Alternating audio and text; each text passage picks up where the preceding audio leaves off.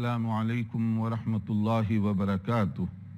अल्हम्दुलिल्लाहि रब्बिल आलमीन वस्सलातु वस्सलामु अला रसूलिहिल करीम व अला आलिहि व सहबिहि अजमईन व मन तबिअहु बि इहसानिन इला यौमिद्दीन, अम्मा बाद। मोहतरम भाइयों और बहनों, आज की इस नशिस्त में हम अरकान ईमान के हवाले से कुछ गुफ्तगू करना चाहेंगे।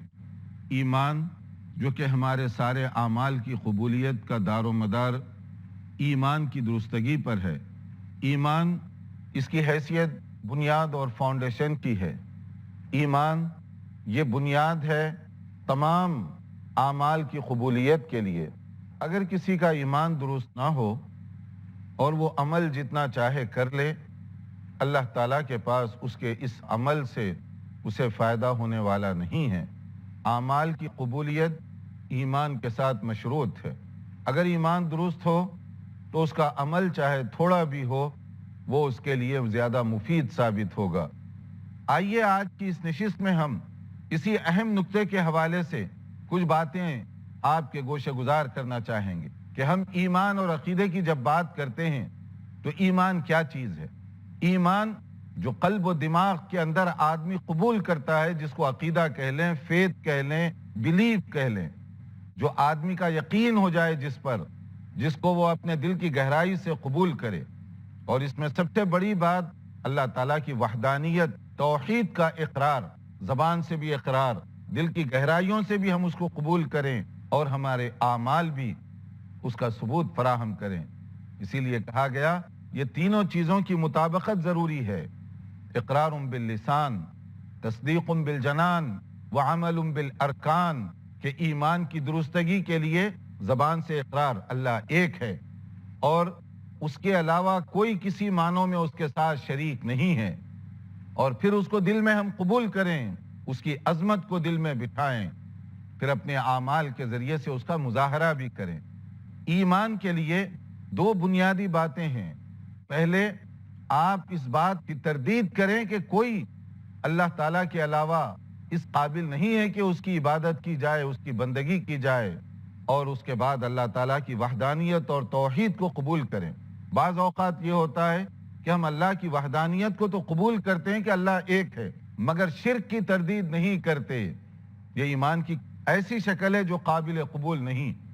यानी अल्लाह की तौहीद के इकरार के साथ साथ शिर्क का इनकार भी ज़रूरी है कि अल्लाह ताला वाहिद है और उसके अलावा कोई इबादत के काबिल नहीं है, और जिसकी इबादत की जाए वो सब के सब गलत हैं। तो शिर्क से बराअत ये भी हमारे लिए ज़रूरी है। आइए इस मौके पर हम, जबकि ईमान के हवाले से हम गुफ्तगू कर रहे हैं, ईमान की जो बुनियादी अज्जा हैं उसके हवाले से भी बात हो जाए। ईमान, इसके समझिए कि 6 अरकान हैं। जैसे अरकान इस्लाम हैं 5, यानी शहादतैन, सलात, ज़कात, सौम और हज, ये पिलर्स ऑफ इस्लाम, अरकान इस्लाम हैं। इसी तरह से अरकान ईमान भी हैं जिनकी बुनियाद पर ईमान की कबूलियत का दारो मदार है। और 6 अरकान ईमान हैं, पिलर्स ऑफ ईमान या आर्टिकल्स ऑफ ईमान कह लें आप। और पहली चीज़ उसमें ईमान बिल्लाह, फिर ईमान बिल मलाइका, ईमान बिल कुतुब, ईमान बिल रुसुल और ईमान बिल यौमिल आखिर, ईमान बिल क़द्र खैरिही व शर्रिही, के ईमान अल्लाह ताला पर, मलाइका पर, आसमानी किताबों पर, अंबियाए किराम पर और यौम आखिरत और बास बादल मौत, फिर उसके बाद क़ज़ा व क़दर पर। ये 6 ईमान के बुनियादी अज्जा हैं, अरकान हैं। इसमें से एक एक पर हम गुफ्तगू करना चाहेंगे ताकि बात मज़ीद क्लियर हो सके। क्योंकि बहुत सारे लोग इस वक्त ऐसे हैं जो अल्लाह ताला की तौहीद की बात तो करते हैं मगर समझे बगैर, अल्लाह पर ईमान की बात तो करते हैं लेकिन समझे बगैर। और कुछ लोग ऐसे हैं जो ना तौहीद को तस्लीम करते हैं, ना अल्लाह ताला को मानते हैं और ना अल्लाह ताला की वहदानियत पर उनका ईमान है। उनके हवाले से मैं सिर्फ एक लतीफ़ा या एक वाक़या है जो लतीफ़े के अंदाज में पेश आया, کچھ لوگ ایسے ہیں جو اللہ تعالیٰ کو تسلیم نہیں کرتے، اللہ کے وجود کے مخالف ہیں۔ میں ان کے لیے آگے بات چلنے سے پہلے ایک واقعہ سناتا ہوں۔ ایک موقع پر حضرت امام ابو حنیفہ رحمۃ اللہ علیہ، ان کے ساتھ کسی نے گفتگو کی، مناظرہ کرنا چاہا، ڈیبیٹ، اور وہ یہ کہتا تھا کہ اللہ کا وجود ہے یا نہیں ہے۔ تو اس کے لیے ٹائم، تاریخ سب مقرر ہو گئی۔ جناب امام صاحب جو ہے اپنے ٹائم سے تھوڑی تاخیر ہو گئی، ان کو نہیں پہنچے، یہ پلان تھا ان کا۔ جب ویٹ کرتے رہے، وہ انتظار کرنے کے بعد دیکھا کہ امام صاحب نہیں آئے، شور مچا دیا گیا کہ امام صاحب غائب ہو گئے، کیونکہ اللہ تعالیٰ کے وجود کو وہ ثابت نہیں کر سکتے تھے۔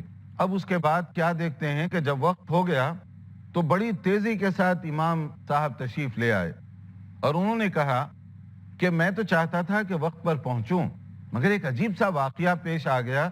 جب میں آ رہا تھا دریا کے کنارے کچھ عجیب سا واقعہ ہوا۔ کہا کیا بات ہو گئی، کس کی وجہ سے آپ کو اتنی دیر لگی؟ تو امام صاحب نے فرمایا کہ میں نے دیکھا کہ مختلف درخت تھے وہاں پر، اچانک وہ درخت کٹنا شروع ہو گئے، ان کی لکڑی خود سے خود کٹتی چلی گئی، اور اس کے بعد وہ لکڑی جڑتی بھی گئی۔ پھر اس کے بعد ایک کشتی بوٹ کی شکل بن گئی اس کی، اور وہ کشتی دریا میں گری جا کر، اور جیسے ہی دریا میں گری وہ بہنے لگی جیسے باقاعدہ کشتی تیرتی ہے۔ تو سننے والے نے کہا کہ امام صاحب، ہم نے تو آپ کو بڑا بزرگ سمجھا تھا، آپ ہمیں بیوقوف سمجھتے ہیں، کیا ایسے ممکن ہے؟ بھلا کبھی یہ ہوا ہے کہ درخت کی لکڑی اچانک خود سے کٹ گئی ہو، اور پھر اچانک خود سے کشتی میں بدل گئی ہو، اور پھر وہ کشتی خود سے بہنا شروع ہو گئی ہو؟ کیا یہ ممکن ہے؟ تو امام صاحب نے کہا کیوں، کیا مشکل ہے اس کے اندر؟ انہوں نے کہا کسی کے بنائے بغیر، لکڑی کاٹے بغیر، اس کو درست کیے بغیر کیسے یہ آپ سے آپ کشتی بن سکتی ہے؟ تو امام صاحب نے پوچھا کیا یہ ممکن نہیں ہے؟ تو اس نے کہا بالکل ناممکن ہے۔ تو پھر امام صاحب نے کہا مناظرہ ہو گیا۔ تو اس نے کہا کہ کیسے ہوا؟ ابھی تو ڈیبیٹ تو شروع نہیں ہوا، آپ کہہ رہے ہیں کہ مناظرہ ہو گیا۔ کہا کہ جناب والا، اگر ایک چھوٹی سی کشتی اپنے آپ سے نہیں بن سکتی تو اتنی بڑی دنیا اور کائنات کسی کے بنائے بغیر خود سے بن گئی، کوئی بنانے والا نہیں ہے اس کا۔ اسی پر تو ڈیبیٹ تھا، اور یہ بات خود آپ کی زبان سے میں نے ثابت کر دی کہ اس دنیا کو چلانے والا ایک ہے، اس کے بغیر یہ دنیا نہیں، ایک کشتی نہیں بن سکتی تو پوری دنیا خود سے کیسے چلے گی؟ اس کے بعد دیکھیے کہ ہر ذرہ ذرہ یہ گواہی دے رہا ہے کہ اس کا بنانے والا موجود ہے، اور اگر کوئی نہ بنائے تو یہ دنیا چل نہیں سکتی، اس کا نظام نہیں چل سکتا۔ تو اللہ تعالیٰ کے وجود پر عقلی اور نقلی سائنٹیفک اتنے دلائل ہیں کہ مزید اس پر گفتگو کی ضرورت نہیں ہے۔ اب آئیے اس کے بعد توحید کی اقسام پر ہم تھوڑی سی بات کر لیں کہ اللہ تعالیٰ کی وحدانیت کے حوالے سے جب بات کرتے ہیں، اللہ تعالیٰ کی جو صفات ہیں اور اس سے متعلقہ جو امور ہیں، اس کو ہم 3 حصوں میں تقسیم کرتے ہیں، جس کو توحید کی 3 قسمیں کہا جاتا ہے۔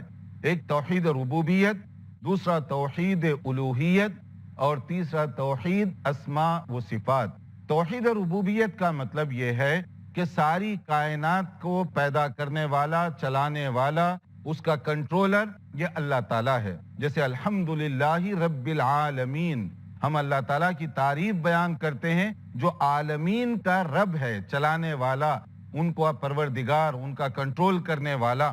اور یہ ہے توحید ربوبیت کہ سب چیزوں کو کنٹرول ایک اللہ کی طرف سے کیا جا رہا ہے، وہی پیدا کرنے والا، وہی موت دینے والا، وہی نظام چلانے والا، وہی سسٹم کو قائم کرنے والا ہے۔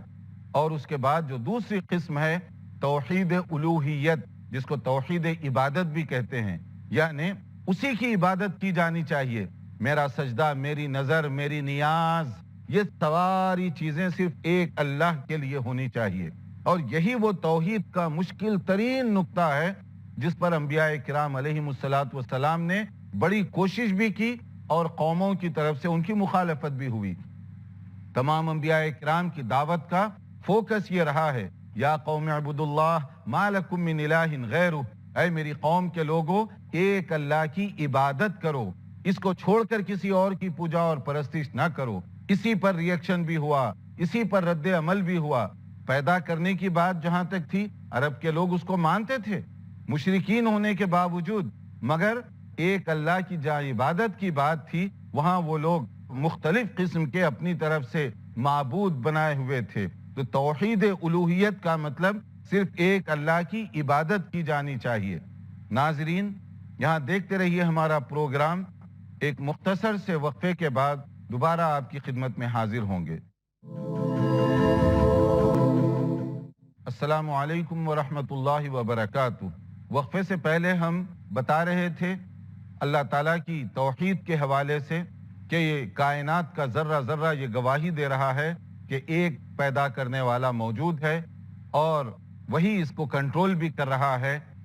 توحید کو مانے بغیر ہمارا ایمان مکمل نہیں، ہمارے اعمال قابل قبول نہیں. توحید کی 3 قسموں پر بات ہو رہی تھی. توحید ربوبیت کہ پیدا کرنے والا، کنٹرول کرنے والا ایک ہی رب ہے. توحید الوہیت جب پیدا اس نے کیا تو عبادت بھی اسی کی ہونی چاہیے، بندگی بھی اسی کی ہونی چاہیے. میری عبادت، میرا سجدہ، میری نظر، میری نیاز، یہ ساری چیزیں ایک اللہ رب العالمین کے ساتھ ہونی چاہیے. اور اس کے بعد جو تیسری قسم ہے توحید اسماء و صفات، یعنی اللہ رب العالمین کی کچھ صفات ہیں، ایٹریبیوٹ، اور اس کے کچھ نام ہیں جس میں کوئی اور شریک نہیں ہو سکتا.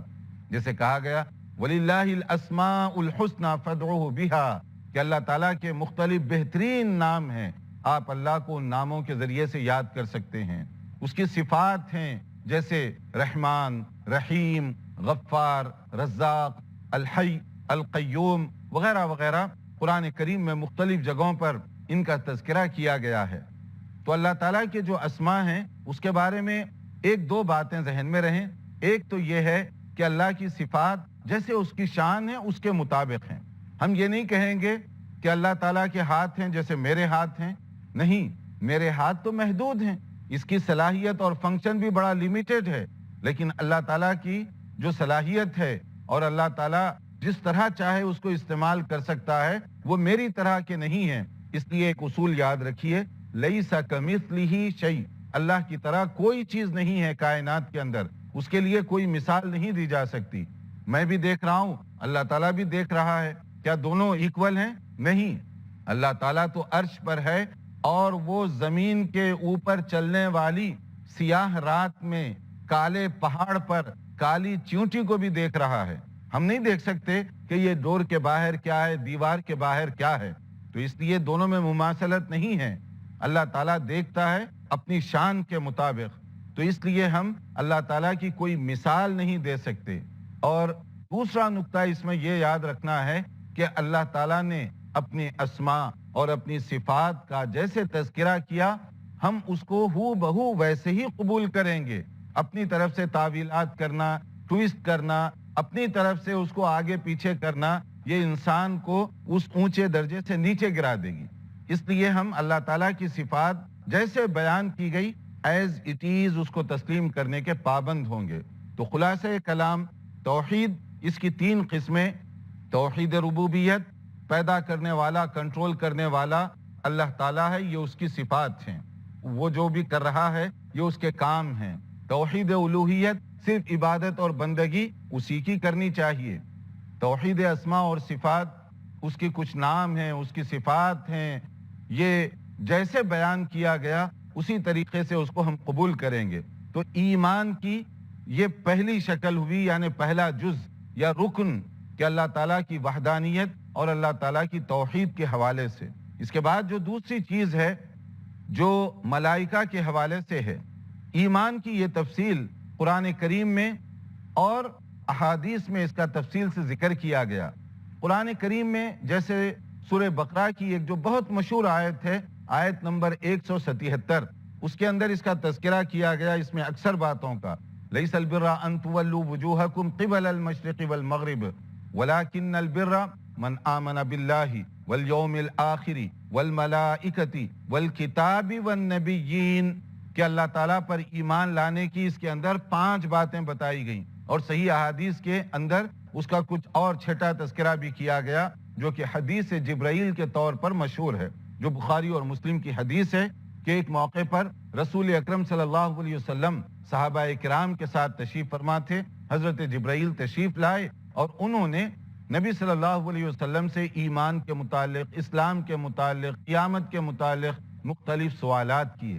اس میں ایمان کے بارے میں جو سوال کیا گیا کہ ایمان کیا ہے، تو آپ نے یہی فرمایا اللہ تعالیٰ پر تمہارا ایمان ہو، ملائکہ پر اور کتب پر یعنی آسمان سے نازل ہونے والی ہدایت کے لیے کتابوں پر، انبیاء کرام پر جو مختلف اوقات میں تشریف لاتے رہے، اور اسی طریقے سے یوم آخرت پر کہ ایک دن مرنا ہے اور اس کے بعد تمام انسانوں کو کھڑا کیا جائے گا رب العالمین کے دربار میں، حساب و کتاب کے لیے ان کو پیش کیا جائے گا۔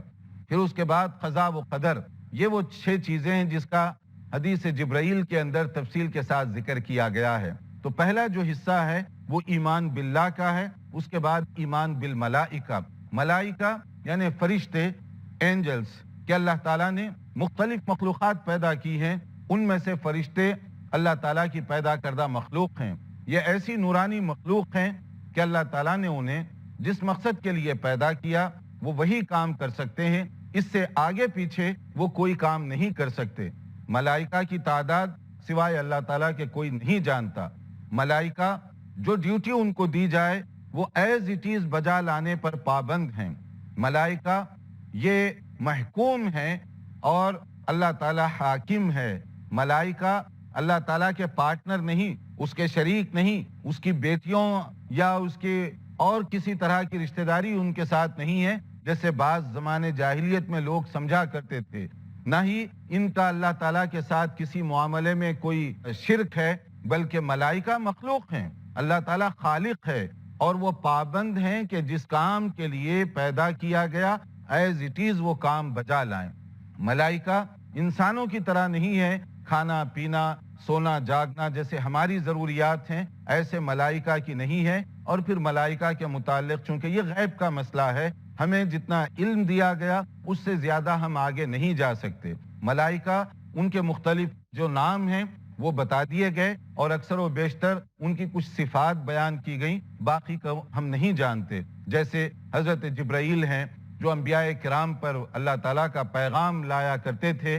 حضرت جبرائیل علیہ السلام کے علاوہ حضرت میکائیل علیہ السلام ہیں جن کے ذمے کچھ کام لگائے گئے ہیں، جیسے بارش کا سسٹم ہے یا غلہ پیدا کرنا وغیرہ وغیرہ، اس طرح کی کچھ ڈیوٹیز ان کے حوالے کی گئی ہیں۔ اسی طرح اسرافیل علیہ السلام ہیں جو سور پھونکیں گے قیامت کے لیے، اور پھر اس کے بعد جو میدان محشر بپا ہوگا۔ تو یہ چند فرشتے ہیں جن کے موٹے موٹے چند نام ہمیں بتائے گئے۔ کچھ فرشتے ایسے ہیں جن کی کچھ صفات کا تذکرہ کیا گیا، جیسے کرامن کاتبین، ایسے آنریبل، معزز اور محترم فرشتے جو اللہ تعالیٰ نے انسان کے ساتھ مقرر فرمائے ہیں کہ وہ جو کچھ کام کر رہا ہے اس کو ریکارڈ کیا جائے، خیر کا کام ہو یا شر کا کام ہو وہ فرشتے ریکارڈ کر رہے ہیں، اور وہ فرشتے ایز اٹ از جیسے کر رہے ہیں ویسے ہی ریکارڈ کریں گے، نہ اس میں کوئی کمی نہ اس میں کوئی زیادتی اپنی طرف سے کریں گے۔ اور بہت ہی معزز اور بہت ہی امانت دار وہ فرشتے ہیں جن کے ذمے یہ کام لگایا گیا ہے۔ اسی طریقے سے جن کو ہم منکر نکیر کے نام سے جانتے ہیں کہ انسان کی موت ہو جائے اس کے بعد جو اس کے ساتھ پہلا پیپر طے ہوگا کہ وہ کامیاب ہوگا یا ناکام ہوگا، جو اس سے 3 سوالات کریں گے، وہ 3 سوال کرنے کے لیے قبر میں یا اس کے متعلقین جو بھی اس کا حشر کریں گے مرنے کے بعد، جب وہ مر جائے گا تو اس کے ساتھ یہ معاملہ کیا جائے گا، اس سے جو سوالات کیے جائیں گے۔ کچھ فرشتے ایسے ہیں جن کی یہ ذمہ داریاں لگائی گئی ہیں۔ اسی طریقے سے اور مختلف فرشتے ہیں جن کی مختلف قسم کی ڈیوٹیز لگائی گئیں۔ مگر ایک بات اچھی طرح ذہن میں رہے کہ زمانے جاہلیت کے لوگ فرشتوں کے بارے میں یہ غلط فہمی کا شکار ہو گئے تھے کہ شاید فرشتے اللہ تعالیٰ کی بیٹیاں ہیں، جن کی تردید کر دی گئی کہ اللہ تعالیٰ کو نہ بیٹوں کی ضرورت ہے نہ بیٹیوں کی ضرورت ہے۔ توحید کے مسئلے کو سمجھنے کے لیے قرآن کریم کی جو چھوٹی صورتیں بہت اہم رول رکھتی ہیں، ان میں سے جیسے قل هو اللہ احد جو کثرت کے ساتھ ہم لوگ پڑھتے ہیں، کاش کہ ہم اس کے ترجمے کو بھی سمجھتے، اس کے مطلب کو بھی اخذ کرتے۔ تو اس کے اندر بھی قل هو اللہ احد میں ان ساری چیزوں کی تردید کر دی گئی کہ اللہ تعالیٰ بے نیاز ہے، اسے کوئی محتاجی نہیں ہے کہ کسی کی اس طرح سے مدد لے، یا اسی طرح نہ اس کا کوئی بیٹا ہے نہ اس کے کوئی والدین ہیں، اور اسی طرح کوئی اس کا کوئی برابر نہیں ہو سکتا اور اللہ تعالیٰ ہر اعتبار سے اکیلا ہے اور وہ لا شریک ہے۔ تو اس طرح قل هو اللہ احد بظاہر دیکھنے میں ایک چھوٹی سی صورت ہے، لیکن اس کی تعلیمات پر غور کیا جائے تو تمام چیزوں کا گویا کہ خلاصہ اور احاطہ اس کے اندر اچھی طریقے سے کر دیا گیا۔ تو ملائکہ پابند ہیں، جس کام کی ذمہ داری ان کے حوالے کی جائے وہ کام وہ اسی طریقے سے بجا لاتے ہیں، اس کے علاوہ اور کوئی کام وہ اپنی طرف سے نہیں کر سکتے۔ پھر اس کے بعد کتب، اللہ تعالیٰ نے مختلف کتابیں نازل فرمائیں، اور ان سب کتابوں کا اگرچہ کہ زمانہ الگ الگ تھا مگر مقصد ایک تھا کہ انسانوں کی ہدایت کا سامان فراہم کریں۔ انسانوں کی ہدایت کے لیے جو انبیاء کرام کو مبعوث کیا گیا، بعض انبیاء کرام کو، بعض رسولوں کو کتابیں دی گئیں، کچھ کتابوں کے نام بتا دیے گئے اور کچھ صحائف بھی نازل کیے گئے، صحف ابراہیم و موسیٰ جیسے کہا گیا کہ بعض انبیاء کرام پر کچھ اس طریقے کے صحیفے بھی نازل کیے گئے، اور ان سب کا مقصد یہی تھا کہ لوگوں کی ہدایت کی جائے۔ وقتاً فوقتاً جو کتابیں نازل ہوئی ان میں سے چند جو بہت مشہور ہیں، قرآن مجید سے پہلے 3 کتابیں، تورات، زبور، انجیل۔ تورات یہ موسیٰ علیہ السلام پر نازل ہوئی، اور زبور یہ حضرت داؤد علیہ السلام پر، اور انجیل حضرت عیسیٰ علیہ السلام ان پر یہ نازل ہوئی قرآن کریم سے پہلے۔ پھر اس کے بعد جو سب سے آخری کتاب ہے وہ قرآن کریم ہے۔ قرآن کریم آخری ہدایت نامہ ہے۔ قرآن کریم کے بعد کوئی اور کتاب آسمانی دنیا سے نازل ہونے والی نہیں ہے، اسی لیے اللہ تعالیٰ نے قرآن کریم کی حفاظت بھی اپنے ذمہ لی ہے۔ کیسے قرآن کی حفاظت کی جا رہی ہے اور قرآن کریم کی تعلیمات کس طریقے سے ابدی ہوں گے، ہم انشاءاللہ تعالیٰ اگلے پروگرام میں اس کا تذکرہ کریں گے، تاکہ ہم اچھی طرح سے سمجھ سکیں کہ قرآن کریم کی حفاظت کیسے کی گئی۔ تو بہرحال اس وقت جو گفتگو ہوئی، ایمان کے جو چند اجزاء بتائے گئے، اللہ تعالیٰ پر ایمان، ملائکہ پر ایمان، کتابوں پر ایمان، اس سلسلے کی باقی جو باتیں ہیں انشاءاللہ اگلے پروگرام میں اس کو پیش کیا جائے گا۔ دیکھتے رہیے ہمارا پروگرام۔ والسلام علیکم ورحمۃ اللہ وبرکاتہ۔